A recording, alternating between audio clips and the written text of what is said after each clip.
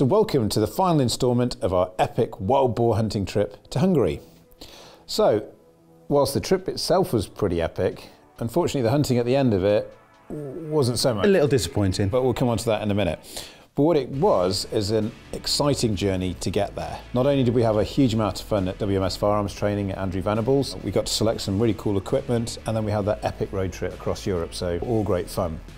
It was good fun stopping where we stopped, seeing the gun shops, Blaser factory, which was absolutely epic for me. So first things first, we started with learning how to shoot driven or moving game. Now here in the UK, we're all taught right from the beginning, say deer must be standing broadside, must give you a shot and take a nice, ethical, humane shot in the engine room. Yeah. Whereas actually when you're over in Europe and you're shooting driven game or game that's walking, then it's a completely different style of dynamic shooting. So going somewhere like WMS Firearms training with a guy who knows as much as he does, like Andrew, it was pretty interesting. We first started off out on the range shooting freehand, firstly at 100, so shooting freehand, cycling quickly, target acquisition. Using small caliber rifles as well, 2.2s, 1.7s, things like that on the steel targets, just to get yourself used to doing it, because it's unnatural. Everybody uses bipods or they use sticks. Nobody really takes a 100-yard freehand shot, do they? No. Because you don't have to, you don't want to. But being out there and doing the training, not only were we taking it 100 yards, we were using our own rifles with a red dot reflex sight all the way back at 200 yards. Yeah. So when you're hitting an 8 to 10 inch disc consistently at that sort of distance freehand, it really does give you confidence in yourself, your ability, the equipment, and when it does come down to it, you know you can take the shot. Yeah, you feel comfortable taking the shot. So from there we moved on to the real fun bit of the day, which was Andrew's driven target, so a moving wild boar. Yeah. And that's where things started to really hot up, because you put into practice all of your technique, how to hold the rifle, how to mount, how to address the target, and then the thing is moving. And making sure that you can pick just that right point of lead to consistently hit in the kill zone, it's a challenge. It's good though, it was really good fun, and putting everything that we learnt on that day into that last little bit was really good, and you appreciate what Andrew's knowledge and what he taught us. It was an epic day, wasn't it? Yeah, it takes the things that we already know in terms of good riflemanship, good rifle craft, marksmanship, how to use your rifles, and then it adds all of those extra bits that then make you confident when it goes out to a dynamic environment. So thank you very much to Andrew and Helena for making us feel so welcome and then giving us the tools that we need to take to move on. And then from there, we went to see our good friend Frederick van Dromme in Belgium at his shop. Yeah, which was really good. Which is like a little in Aladdin's cave. Now, I've known Frederick for some time. He's a big fan of Team Wild. Seen him quite a few times at the EWA show in Nuremberg. And a few years back, he came and showed me the plans of his shop, and I thought, wow, that looks amazing. So I actually see it in the flesh. Yeah, it was pretty impressive. And for me personally, it's great to see how European hunters, they choose their equipment, what rifles they like, what scopes they like, the ammunition that they choose, and how a retail environment in Europe is set up. And it was pretty cool. It was very cool. I couldn't believe the amount of brands, and for such a little place, he got in there. It was, like Ian said, in Aladdin's cave. He got everything in there. And of course, Steve had to buy something, so he bought himself another Trigger magazine for his Blaser R8. Yeah. He's like a little magpie. He can't walk away from a retail environment without buying something that is absolutely essential. It does burn a hole in my pocket, unfortunately. But yes, as you say, you know, his Brownings, his Blasers, his Sauers, the Mauser, there was just about every manner of rifle you could imagine in there. And that's the great thing about Europe. There's so many different game species to be able to hunt, and they do like their decorative rifles as well. Oh, there's big, heavy embossed engraving. Lovely engraving, lovely wood, and a very traditional style of firearm, which I'm a big fan of. From there, we went on to see the Blaser and Sauer factory at Isny. So we got to have a look around at the showrooms there, look at some of their new models, look at some of the exciting additions to the range that are coming in the next few months, including the silenced Blaser R8 Professional, which you quite like the look of. I did like the look of that, the way that the silencer comes all the way down the barrel. It was unique. I haven't seen anything like it before, and it'd be nice to get hands on it eventually and see how it performs. But no, it was really good for me to go around the factory to see the start to the finish of making the rifles in the different stages, and the machines that they were using to do it was really, really good. When you say gun making, you see little guys in Geppetto's workshop and they're filing things and hammering things, and it all feels like craftsmanship. You go into the Blaser Sauer Mauser factory in Isny, and it is all state-of-the-art CNC, technologically advanced equipment. Yeah. And it just goes to show how much goes into producing these precision instruments, and they really are. Yeah. Unfortunately, we couldn't film at the factory this time because having a bit of a move around. There's been a lot of expansion. There's new buildings been built all over the place. So we're going to go back a little bit later on during the year. We're going to run through the factory from start to finish as part of our next trip in July, I believe. So stay tuned for that. So after we had a good look around the factory and had a look at the showrooms and the new new models, we then went on to the Shiskino, the shooting cinema, which is where Wildy elbows me out the way and he plays Space Invaders with wild pigs. And that, I have to say, was probably the most fun part of the entire trip. It was awesome. Bringing everything together, all of the equipment choices we made, the ammunition, using different types of rifle, and then seeing the pig on the screen. For those that haven't seen it, it's basically a cinema where they play a series of wild boar scenarios running across in front of you. You shoot at the screen and it tells you where you've hit. Pauses the video and it can see if you've made a good shot or if you shot it in the haunches or missed it completely. And that really helped us pull everything together that we'd been learning into an environment and a scenario which is almost identical to that you'd be experiencing in the field. And you seem to enjoy that. I loved it. I loved it. When we shot the wild boar target at Andrews, it was just straight line, backwards and forwards. When we were in the Shiskino, the pigs were moving uphill, downhill, across different angles. Different speeds. Yeah, different speeds, trotting, and yeah, it was really, really good. And like Ian said, I did push him out the way. Difficult to get him out of that room. I think if we'd left him there for a few hours, he'd have burnt a few barrels out. But that then, once again, the next stage in confidence. Yep, I know what I'm doing, I feel good. Give it a little bit more lead, and then when you think you should give it some more, just another couple of inches. And that was a good indication of where we should be shooting at certain distances. As Steve said, the running target Andrew Vanderwall's good for just drilling in that movement, that rifle movement, that mount, that consistency when it comes to your shooting position. But then you throw in the variables of pigs moving at different angles, uphill, downhill, different speeds, different sizes, and that really then brings everything together. Yeah. After that, we then drove over to Hungary, finished off our journey, went out for an evening stalking. Well, actually Steve was sitting and I was stalking. And I think we probably got put in the wrong places. I've hunted in Hungary with Wonder Hawke before on many occasions, and I've always had good trips. This time you didn't see anything when you went out in the evening? Apart from a cat. Apart from a cat. And I wasn't going to shoot tiddles. And I don't think it was a Hungarian lynx. I think it was a domesticated cat, which is a bit of a shame. And then I went to an area, but they weren't the pigs that I was looking for. So I've shot quite a few wild boar, and I was looking for something in particular when I was going out stalking, maybe a fallow doe that we could brought home and we could have harvested the meat. But as it happens, we're probably in the wrong place. So I saw a lot of game that wasn't really the sort of thing I wanted to shoot at that time. Steve didn't see anything. No. But you were all pretty chipper about it when we got back. Oh yeah, I was always. He's incredibly happy when he goes out hunting and doesn't see animals. And then we had 2 driven days. Now I have to say there was a last minute change to the venue. So in fairness to Wonder Hawke, they did the very best. There was a swine fever, an African swine fever outbreak in the north of Hungary at the venue that we were supposed to be hunting at. So it was a last minute change, but he did our best for us. But when we got to the venue, there weren't as many animals as we were expecting. No, there wasn't, not at all. In fact, the first day's hunting, we never saw anything at all, did we?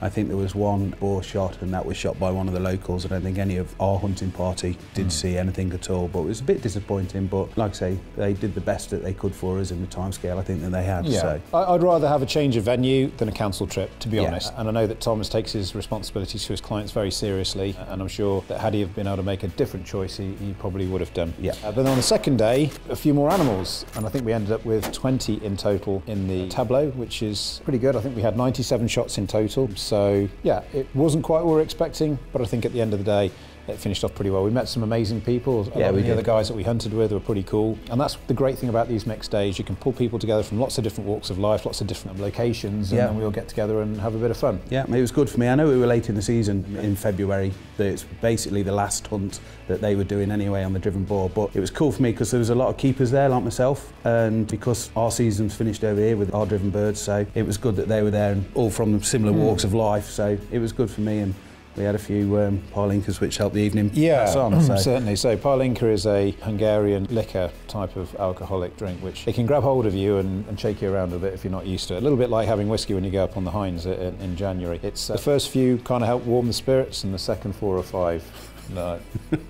Well, they can make it very difficult to get up the following morning. But a great team of guns, really cool people, and I hope at some point in time we get the opportunity to hunt with them again. So the trip, as I say, it was great from start to finish, lots of different experiences. What I will say, just on the driven side of things, we're all excited to watch Wild Boar Fever 1, 2, 3, 4, 5, 8, 9, 10, whatever it is at the moment. They're great films and they really do show an exciting type of wild boar hunting. But be realistic when you get to these venues. Unfortunately, these hunts are not always going to be that way. You're not going to see 40, 50 pigs running across in a drive. If you take a budget driven wild boar hunt, you're not going to see that number of pigs. And the pigs that you do see, you've got to be ready to make those shots count. Exactly the same as shooting a 100 bird day. You're not going to be seeing the same sort of birds flown over at you at Water Priory or one of the better haulers estates.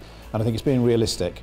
Of course there were, and Thomas himself will be the first to say that weren't as many animals as he'd hoped to see. But, you know, just give yourself the opportunity of enjoying what's in front of you. And even if it is a little bit disappointing, making the best of the environment and the hunting opportunity. Those big boar days, you know, 10, 15,000 euros per gun, per peg. So, unfortunately, it's not always that way, and it's not in our price range either. So just be realistic when you're booking these trips. And remember that a cheap hunt is often an expensive walk in the bush. So pick something that's appropriate for your budget and be realistic when you get there as to what you're expecting to see. So down to the equipment. So we weren't entirely sure what the weather was going to be when we first went out there. So it was actually quite sunny. We were expecting snow. Well, we drove through all manner of blizzards. We had rain, we had ice. sunshine, and then we had the most amazing winter snowstorm as we came through eastern Germany and into Austria. We did. And then we tipped out in Hungary and it was beautiful sunshine. It was quite mild.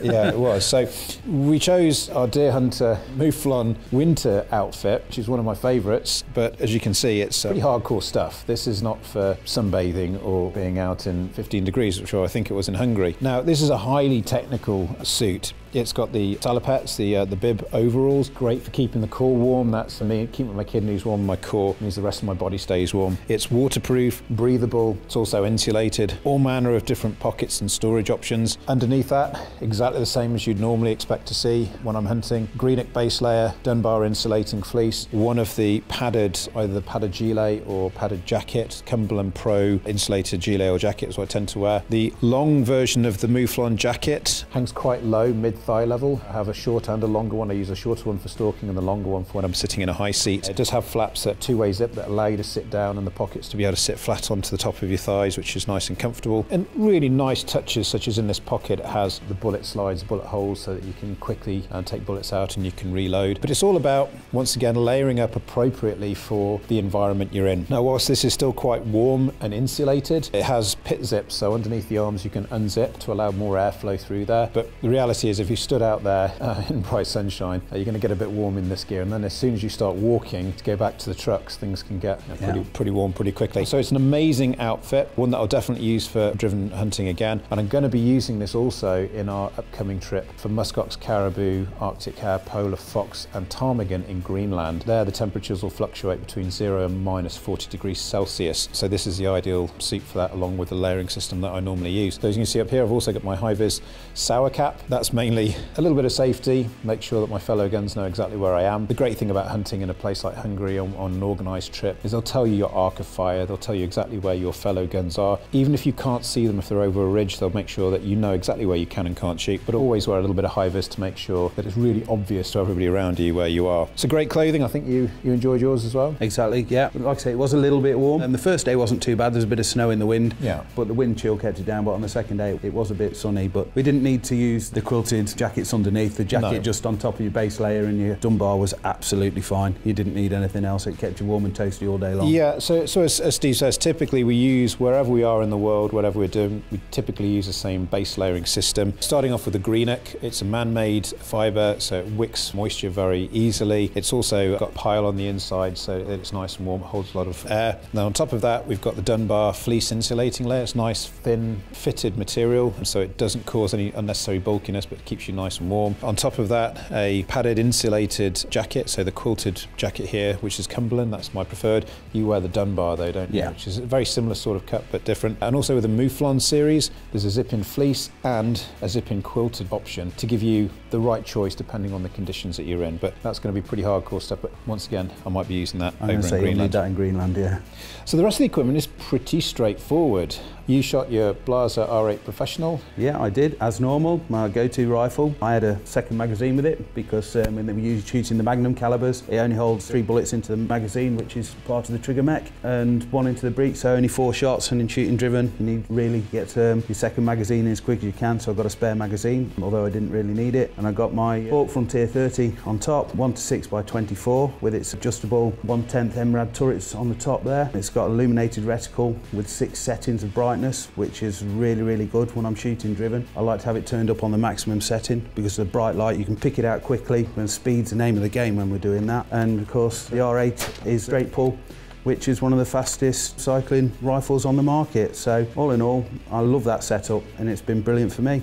So obviously the Blaser R8 is a rifle which you've used quite extensively. Yeah. You used it over in Alaska, he's used it here for deer stalking at home, just puts the 308 barrel, because the interchangeable nature and modular nature of the rifle also allows you to get used to using one rifle for all scenarios. That's correct. You use the same scope, all I've got for the different setups that I'm using. In my hard case, it's stuck on there, so I just click round from 0, the adjustment on the windage, adjustment on the elevation, and put that scope back onto that 308 barrel, and I'm good to go. And I'm quite confident without re-zeroing or anything, I can go straight into the field and use it. And then, like I say, back to 300 Win Mag, put my clicks back to the 0 marks, which I leave my scope set at 0 on 300 Win Mag, and then adjust to the 308. So no, perfect, and you've got ultimate confidence in it. So me, I was shooting my Sauer 404 Synchro XT in 338 Win Mag. It's the identical setup I used over in Alaska, so I'm pretty confident with its knockdown power. It's also a rifle I've become very comfortable shooting. I can adjust the height of the comb so that my eye falls directly behind the scope.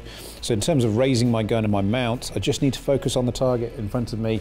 The gun comes straight up, my eye is looking directly behind the crosshair, and you can, as you say, focus on the animal. The illuminated dot in the centre of the reticle of this Hawke Endurance 1-4x24 immediately comes into view, and you can just shoot instinctively. Both of these scopes are 30mm monotube construction, so they're really, really solid. Shockproof, waterproof, dustproof, just about anything proof. We had quite a lot of different weather over there, so they did get wet and they did get bounced around in trucks and those sorts of things, and they seem pretty robust. They held 0 very, very well. Of course, your Hawke Frontier has got a longer eye relief from using Magnum caliber, so it's got 5cm eye relief, so less chance of getting punched in the face, as has happened to me quite a few times. A little bit smaller at 4cm with the Hawke Endurance, but once again, didn't seem to have that trouble. When you're shooting stood up or off sticks or driven, there's a little bit more space between your eyes, a little bit more give. When you're lying down on a bipod, that's when you tend to get scoped. Much in the same way as with Steve's R8, the Sauer 404 is a modular design, which means I can switch the 338 Win Mag barrel out, put in the 308 barrel, and I can put a scope on that's adjusted to it. A much easier system for me to swap out my magazine. And the Sauer magazine holds 4 in here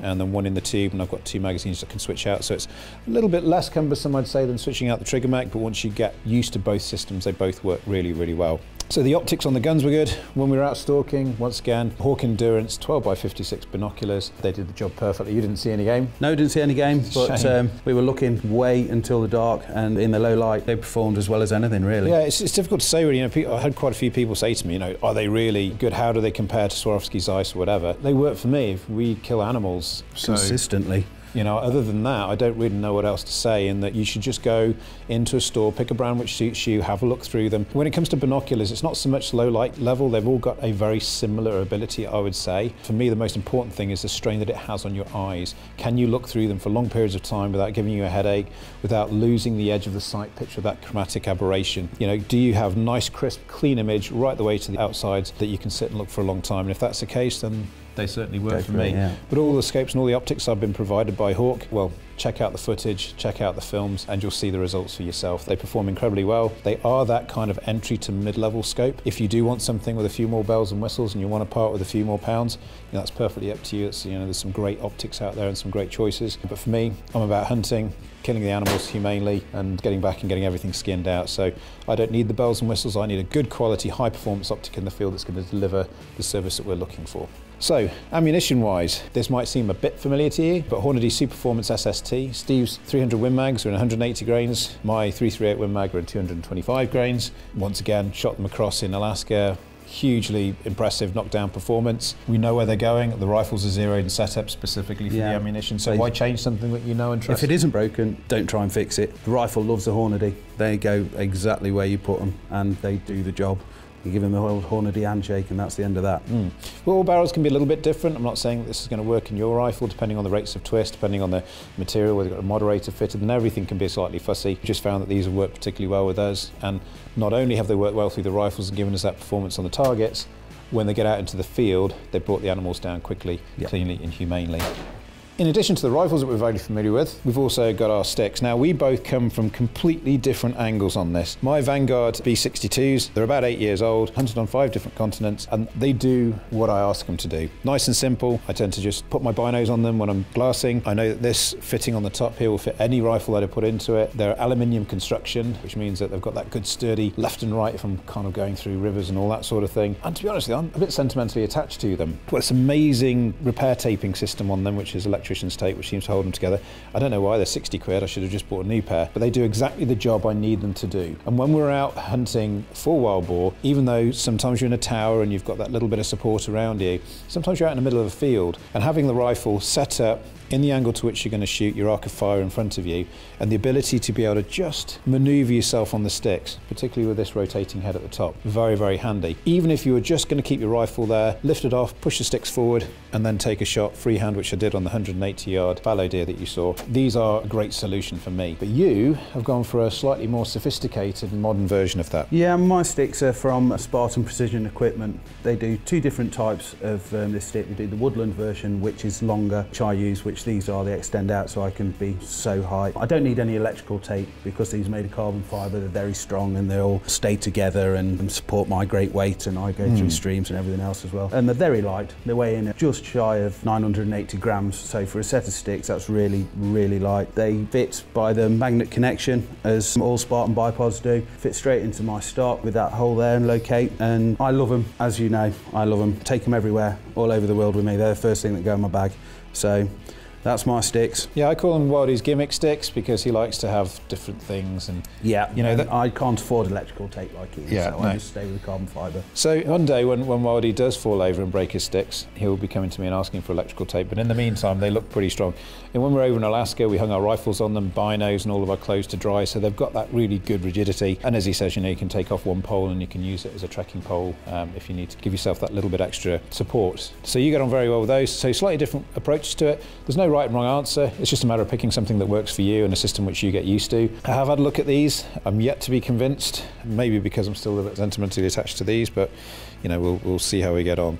So only one other bit of equipment that I used. Steve didn't use this. Is my Boar Lynx backpack. I'm starting to get used to having that additional storage when I go out stalking, so I like having a backpack with me. I'm also really enjoying the ability to be able to have that rifle out the way so that I can use my sticks, I can glass, I can maneuver myself around. If I'm on slippy terrain, I don't have the rifle coming under my sling. Maybe a bit of a luxury, but the Boar Lynx backpack has a quick release rifle system that allows you to put it into the pack, walk around with it, and it's as quick to get the rifle off onto your sticks as it is using a sling. Not only that, you can take your sandwiches, extra waterproofs and insulating layer, spare ammunition, well, just about everything you need for a day's hunting. So I'm starting to get used to the system, and now I've got used to it, I don't think I want to go back. But yeah, it's slightly different because we all have our own way of shooting, but that for me has been a pack that I've really enjoyed using, and one that I can certainly see myself using more regularly in the future. So the last bit of equipment I'd like to run through is this. It's our Jetboil Sumo. Now, might seem a bit of a strange thing to have on the end of the table there when you've got all of the other paraphernalia in front of you, but actually, after you finish the day in the field and you're cold and you're wet and you're miserable or bored, as you might be if you've not seen anything, then there's nothing that warms the spirit like a cup of joe and sitting down. Well, that's right, and we were there because we drove over, we got the vehicle, and we were on the tailgate, we got the Jetboil going, everybody else was sort of standing around thinking what's happening next,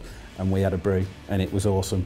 So yeah, it's becoming one of the things that we put in the vehicle, make sure it's there with a bottle of water, and you can't go wrong. So Steve puts it, the first thing that go in his bag is his gimmick sticks, first thing that goes in my bag is a Sumo over there. And it's actually Mark McGuinness that introduced us to this when we were out hunting in Alaska. Yeah. And I'd imagine that that's the only bit of equipment that we need if we're going away somewhere hunting. Freeze-dried food, bottle of water, Sumo Jetboil, and a cheeky smile. So there we have it. So that's the equipment that we've used. Other than that, we've had a great trip. It's been exciting. We've met some amazing people. We've learned some new skills. Yeah. You've learned patience. A lot. Yeah. They're not only, you're not going to see all the animals you want to see all the time. Just in case you haven't seen one, here's a Hungarian wild boar. Here's what they look like in the flesh. Now, Steve won't have seen one of these when we were away on our trip. No. But this is one I took out with Thomas a few years back. So they are out there somewhere, and hopefully we're going to go back wild boar hunting again with Thomas in November, December and January. And we'll bring that video series to you probably the early part of next year. So all I have to say is thank you very much for following. I hope you've enjoyed the journey, and here's some of the best bits from our epic wild boar hunting trip to Hungary.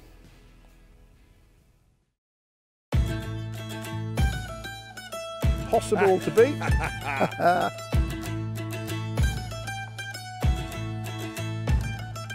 We're here getting ready for our upcoming wild boar hunt in Hungary. We're here in Wales at WMS Firearms Training. We're here in Belgium at Jachthuis van Dromme. We're at the Sauer factory in Izny. So it's a beautiful sunny afternoon here in early February in Hungary, and we're out stalking. So it's a beautiful morning here in Hungary. We're out on peg. I drew peg 20 this morning, so I'm kind of at the end of the line. So it's another beautiful morning here in Hungary. It's day 2 of our driven hunt. Whenever you're ready, Steve. Shall I get rid of that? What's that, mate? I don't know. Let's get rid of this fine. Shooting my Sauer 404 in 338 Win Mag, fitted with a Hawke Endurance 30 1-4 by 24. And I'll be using my Blaser R8 Professional in 300 Win Mag, fitted with a Hawke.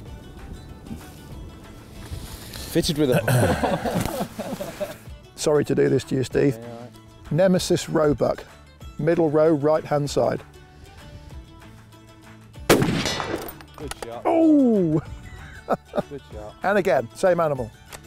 Oh damn, I was hoping you hadn't noticed. Yeah. Nah, I was hoping you hadn't noticed, because I wanted one of them. Oh, right, okay. I could do one if you want for the camera. There's a big truck about to come past. It's all right, if you just get ready, by the time you... It's a tractor eye. What's the betting it's coming in here? It's just going to ram us into the field. We've had a look at the Blaser Custom Shop as well, so Wildie's next upcoming rifle is in there too. Yeah, well, no, not in the Blaser. Yeah, it was. That was rubbish, sorry. Different styles, variants, models, calibers, stock options from Sauer.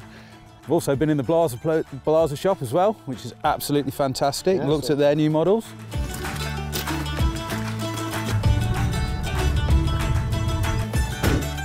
Okay, so we've arrived. We've just done stop. And on top I've got my Hawke 1-6 × 24 scope. Say that again. On top I've got my Endurance 30. Say that again.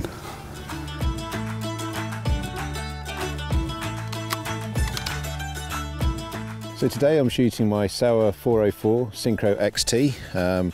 It's got a...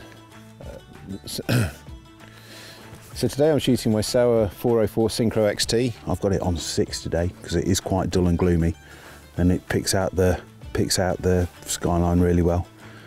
So that's good. Which was Stephen. You're doing all right. I'm not. I'm crap. It's got a laser edged. No, it hasn't.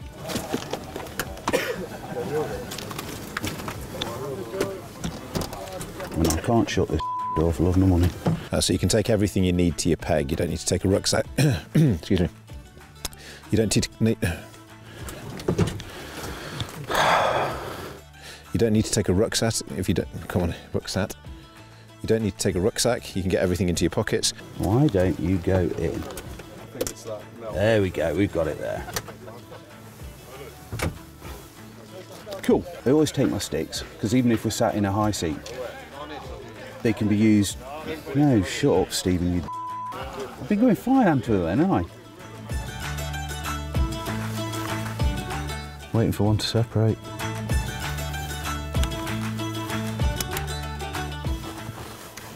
Could have had a shot at one of them. I'm sure he said we could shoot fella.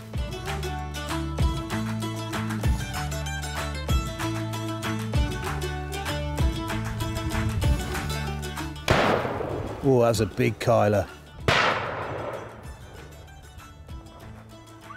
That was a big Kyler. Ball coming, ball coming, ball coming. Gonna come out here.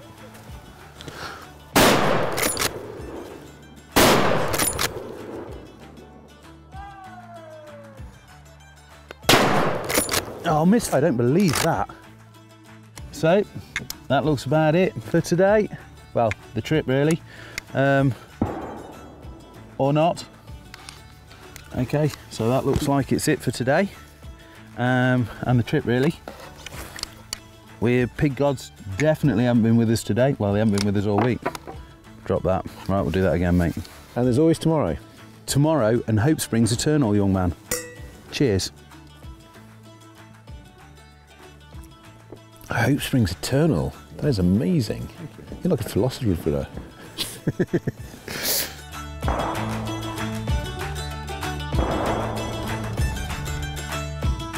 You ready?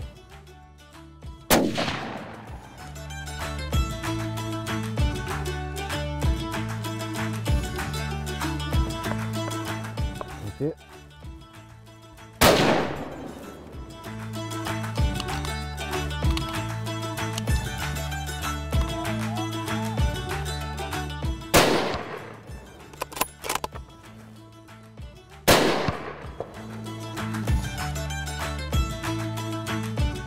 So welcome to the final instalment of our epic wild boar hunting trip to Alaska.